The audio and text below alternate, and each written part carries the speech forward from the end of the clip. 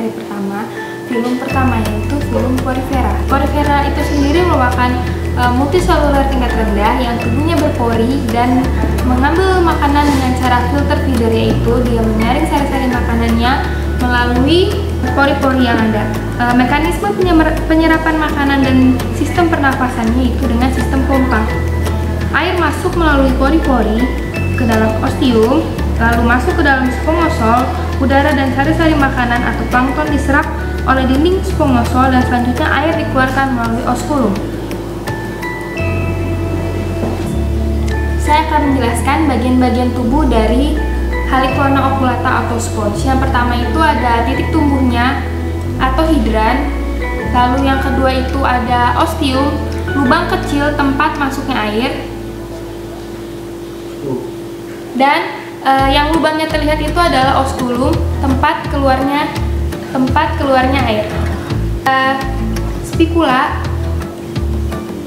scleroblast, yaitu sel pembentuk dari spicula itu sendiri, yaitu ada spongosol, rongga sentral untuk menyaring sari-sari makanan, dan polip, yaitu cara hidup dari itu sendiri.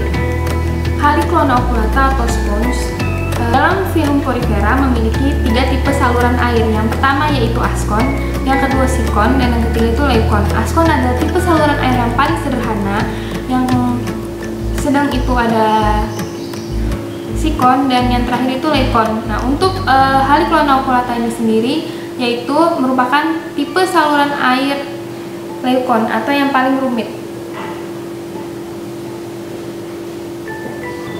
Pada filum porifera terbagi menjadi 3 kelas berdasarkan rangka penyusunnya. Yang pertama yaitu ada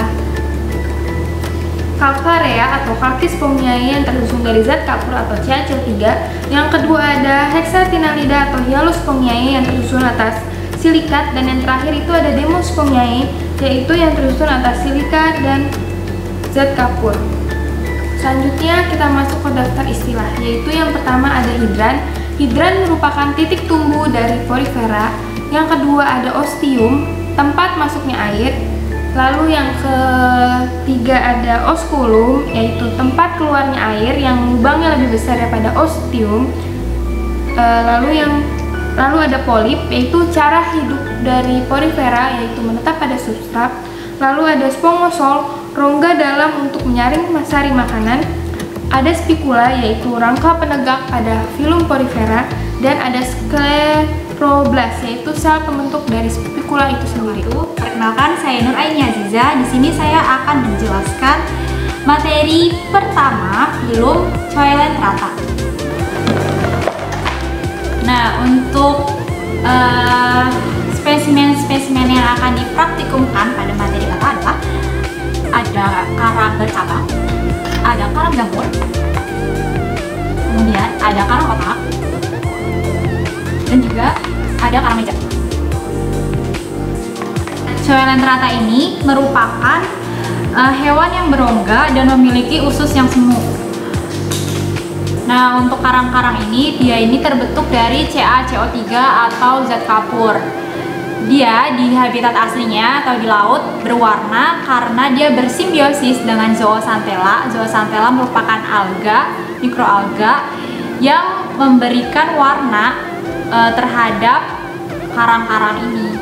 Jadi dia bersimbiosis mutualisme. Nah, untuk pertama yang akan saya jelaskan ada karang meja atau Acropora hyacinthus. Di habitat aslinya seperti ini. Untuk bagian-bagian tubuhnya, pertama ada titik tumbuh, namanya itu adalah hidran. Jadi hidrannya itu ada di ujungnya. Nah, ini namanya titik tumbuhnya. Setiap di ujung karangnya itu namanya hidran, titik tumbuh. Dan juga dia monopodial atau bercabang satu. Jadi dia ini bercabangnya satu, beda dengan karang bercabang yang cabangnya itu dia banyak. Nah, namanya simpodial kalau cabangnya banyak. Nah, karena dia ini bercabangnya satu, maksudnya itu dari pedal disnya atau cakramnya, cakram bawahnya yang untuk menempel pada substrat. Nah, jadi dia disebutnya monopodial, berkoloni dan bersimbiosis dengan zooxanthella atau mikroalga. Selanjutnya ada karang bercabang atau Acrophora humilis. Nah, untuk karang bercabang ini tidak banyak berbeda dengan karang meja tadi. Jadi dia tetap untuk titik tubuhnya namanya hidran, kemudian dia juga menempel pada substrat namanya pedal disc dan bersimbiosis mutualisme juga dengan zooxanthella sehingga dia dapat berwarna. Yang ada di depan kalian ini adalah karang yang sudah bleaching, jadi warnanya putih. Simpodial atau bercabang banyak dan dia tidak memiliki septa. Hydrocauli. Jadi hydrocauli itu dia tubuhnya ke atas, nggak ke samping. Kalau tubuhnya ke samping itu namanya hydrorhiza. Nah, kalau yang tadi yang Acrophora hyacinthus, dia ini tubuhnya ke samping, namanya hydrorhiza. Kalau yang ini hydrocauli. Ini adalah contoh dari karang otak. Jadi kalau kalian nemu di pantai, biasanya banyak banget di pinggiran pantai Balekambang. Itu sering banget kalau ditemuin yang bentukannya seperti ini, namanya karang otak. Kalau yang tadi sekali lagi ini namanya karang bercabang, Acrophora humilis. Nah, kalau yang karang otak ini Favia speciosa. Jadi dia ini memiliki perbedaan ya, yang mencolok, yaitu dia memiliki septa dan juga septum. Nah, untuk septa ini adalah setiap sekat dari Favia speciosa ini namanya septa. Tapi kalau untuk kumpulan dari septa itu disebutnya septum. Nah, untuk titik tumbuhnya sama, namanya hidran. Terus untuk tempat melekat pada substratnya namanya pedal disc, sama seperti Acrophora yang tadi. Dan juga dia hidupnya soliter. Beda ya, kalau tadi yang Acrophora humilis sama hyacinthus dia hidupnya itu berkoloni, tapi kalau speciosa dia ini hidupnya soliter atau menyendiri. Ini ada Fungia danae atau karang jamur. Nah, karang jamur ini dia sama memiliki septa dan juga septum, di mana septa itu adalah setiap sekat dari karang jamur ini dan septum itu adalah keseluruhan atau kumpulan dari septa. Nah, sama saja tadi untuk pedal disc-nya ada di bagian bawah. Oh ya, karang ini juga kalau kalian berkesempatan untuk misal diving itu, kalau dipegang itu dia akan mengeluarkan listrik atau bisa membuat kalian jadi kesetrum. Jadi kalau ingin memegang itu harus dibalikan tangannya, nggak boleh pakai telapak tangan, tapi harus pakai kulit tangan, refleks balik. Nah, untuk penampakannya seperti ini, namanya Fungia danae, karang berjamur. Nah, untuk daftar-daftar istilah yang ada di bagian Coelenterata, itu pertama kan ada hydrocauli. Nah, hydrocauli itu adalah pertumbuhan pada Coelenterata atau karang yang ke atas. Contohnya pada karang bercabang. Kemudian ada hydrorhiza yang pertumbuhannya ke samping, yang itu contohnya tadi ada di Fungia danae. Kemudian ada juga di Favia speciosa, ada juga pada karang meja. Jadi dia pertumbuhan itu hydrorhiza atau tumbuhnya ke samping. Kemudian ada hidran atau titik tumbuh. Tadi sudah dijelaskan ya bahwa di semua titik tumbuhnya itu ada di bagian ujung-ujungnya. Jadi dia namanya hidran. Kemudian dia juga ada yang hidupnya berkoloni, ada yang hidupnya soliter. Nah, untuk contoh yang hidupnya koloni itu tadi adalah karang dari jenis Acrophora, dan juga yang soliter adalah dari jenis Fungia danae dan juga Favia speciosa. Kemudian ada monopodial, di mana monopodial itu artinya bercabang satu. Mono itu kan satu, jadi dia ini bercabang satu. Contohnya kayak ini Favia speciosa, cabangnya satu. Sedangkan kalau simpodial itu dia cabangnya banyak. Jadi ini kan cabangnya banyak, namanya simpodial. Kemudian dia juga memiliki pedal disc, di mana pedal disc itu adalah lempeng pada karang untuk menempel pada substratnya. Kan substratnya itu pasir di dalam lautnya. Kemudian tadi ada septa dan juga septum yang tadi sudah dijelaskan, yaitu sekat-sekat.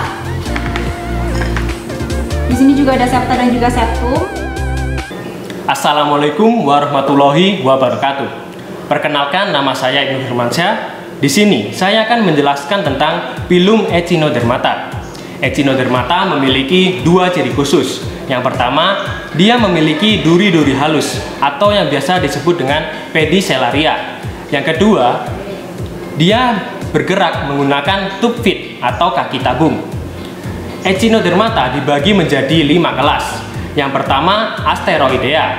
Yang kedua, Ophiuroidea. Yang ketiga, Echinodea. Yang keempat, Holoturidea. Dan yang terakhir adalah Crinodea. Pada praktikum ini hanya dijelaskan 4 kelas saja. Yang pertama ada Asteroidea dengan contoh spesies bintang laut yang memiliki nama latin Archaster typicus. Untuk bagian-bagian tubuh pada bintang laut, yang pertama, dia memiliki mulut di bagian ventral. Kemudian memiliki tubercle pada bagian ventral yang berfungsi sebagai tempat menempelnya duri. Kemudian memiliki pedicellaria. Bisa dilihat ini seperti duri-duri kecil atau duri-duri halus. Ini yang dinamakan pedicellaria. Pedicellaria berfungsi sebagai membersihkan kotoran di sekitar duri pada tubercle. Kemudian pada bagian dorsal, bintang laut memiliki anus. Kemudian bisa dilihat ada bagian titik yang besar, lebih besar daripada yang titik-titik lain. Ini dinamakan madreporid. Madreporid adalah lubang sirkulasi air pada bintang laut. Kemudian bintang laut juga memiliki lengan yang berjumlah 5 dan memiliki bintik mata atau eye spot pada setiap ujung lengannya. Untuk kelas kedua yaitu Ophiuroidea dengan contoh spesies yaitu bintang mengular. Memiliki nama latin Macroptiothix bellii. Ini merupakan contoh awetan basah dari bintang mengular. Untuk bagian tubuh bintang mengular, yaitu bintang mengular memiliki lempeng cakram yang berfungsi sebagai tempat mengaitnya lengan-lengan bintang mengular. Kemudian pada bagian dorsal, bintang mengular memiliki madreporid yang berfungsi sebagai lubang sirkulasi air. Pada bagian ventral, bintang mengular memiliki yang namanya oral pampilla. Oral pampilla berarti mulut dan anus menjadi satu. Bintang mengular sama seperti bintang laut, juga memiliki tubercle. Tubercle berfungsi sebagai tempat menempelnya pedicellaria atau duri-duri halus. Selain itu, bintang mengular juga memiliki tube feet, yaitu untuk bergerak. Untuk Asteroidea dan Ophiuroidea memiliki beberapa perbedaan. Yang pertama, pada bagian lengan. Asteroidea memiliki lengan keras, dilapisi kapur, mudah patah, dan proses regenerasinya butuh waktu yang lama. Ophiuroidea, bagian lengannya lentur, jika patah, regenerasinya relatif cepat. Perbedaan yang kedua, letak mulut dan anus. Pada Asteroidea, letak mulut pada bagian ventral, sedangkan anus pada bagian dorsal. Ophiuroidea, letak mulut dan anusnya jadi satu pada bagian ventral, atau biasa disebut dengan oral pampilla. Perbedaan yang ketiga yaitu pada eye spot atau bintik mata. Pada Asteroidea, eye spotnya berada pada semua ujung lengannya. Apabila Ophiuroidea memiliki eye spot di salah satu lengannya saja, yaitu bagian yang paling panjang. Untuk pergerakan, Asteroidea merayap dan lambat, sedangkan Ophiuroidea cepat karena memiliki lengan yang lentur. Yang kelima, lempeng cakram. Untuk kelas kedua yaitu Echinodea dengan contoh spesies yaitu yang pertama ada landak laut atau Pilocanthus imperialis, dan yang kedua ada bulu babi. dengan nama latin Temnopleurus alexandri. Pada Asteroidea dia tidak punya, sedangkan Ophiurodea memiliki lempeng cakram. Babi atau Temnopleurus alexandrii ini merupakan contoh awetan basah dari bulu babi. Bisa dilihat. Sedangkan ini merupakan contoh awetan kering dari bulu babi. Untuk bagian-bagian tubuhnya, bulu babi memiliki anus pada bagian dorsal, kemudian memiliki madreporid pada bagian dorsal juga, yang berfungsi sebagai lubang sirkulasi air. Mulut yang terdapat pada bagian ventral. Kalau diperbesar menjadi seperti ini. Bulu babi memiliki dua tipe warna kulit. Yang pertama adalah amburakral. Bisa dilihat. Amburakral adalah bagian berwarna terang atau putih untuk melekatnya tube feet atau kaki tabung. Sedangkan interamburakral adalah bagian gelap atau hitam tempat melekatnya tuberkel. Bisa dilihat tuberkel, ini adalah benjolan-benjolan. Sedangkan tuberkel sendiri adalah tempat melekatnya duri. Bulu babi juga memiliki pedicelaria yang berfungsi untuk membersihkan kotoran di sekitar duri. Berikut merupakan contoh awetan basah landak laut. Sedangkan ini merupakan awetan kering dari landak laut. Untuk bagian tubuhnya, pada bagian dorsal, landak laut memiliki anus. Dan bagian ventral, landak laut memiliki mulut. Pada bagian tubuhnya, bisa dilihat, ini kayak benjolan-benjolan, ini dinamakan tuberkel. Tuberkel berfungsi sebagai tempat menempelnya duri. Landak laut juga memiliki tube feet atau kaki tabung yang berfungsi untuk berjalan. Letaknya dia tersebar di seluruh bagian tubuhnya. Kemudian landak laut juga memiliki pedicelaria. Pedicelaria berfungsi untuk membersihkan kotoran di sekitar durinya. Landak laut juga memiliki madreporid pada bagian dorsal yang berfungsi sebagai lubang sirkulasi air. Bulu babi dan landak laut memiliki beberapa perbedaan. Yang pertama yaitu pada bagian duri. Bulu babi memiliki duri berukuran pendek, sedangkan landak laut memiliki duri berukuran panjang. Perbedaan yang kedua yaitu pada bagian gonad. Pada bulu babi memiliki gonad yang memenuhi seluruh bagian rongga tubuh, sedangkan landak laut hanya memiliki setengah saja yang mengisi rongga tubuhnya. Perbedaan ketiga yaitu warna dasar cangkang. Pada bulu babi memiliki dua warna dasar, yaitu interamburakral dan ambulakral. Sedangkan pada landak laut hanya memiliki satu warna dasar. Untuk kelas keempat, yaitu ada Holoturidea dengan contoh spesies teripang dengan nama latin Cucumaria frondosa. Berikut merupakan contoh awetan basah pada teripang. Bagian tubuhnya akan dijelaskan melalui gambar ini.